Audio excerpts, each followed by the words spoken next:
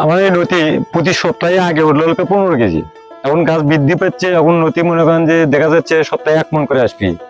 আর প্রতি কেজি মনে করেন আমি 60 টাকা কেজি বিক্রি করি। প্রতি সপ্তাহের মধ্যে 1 মণ করে নথি বিক্রি করা মানে অনেক কিছু।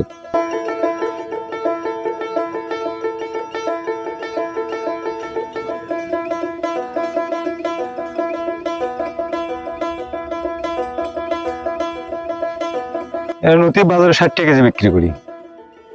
উনি জমির 3 আইডিয়া আছে, নিচের পক্ষে 1 লক্ষ টাকার নথি বিক্রি হবেই।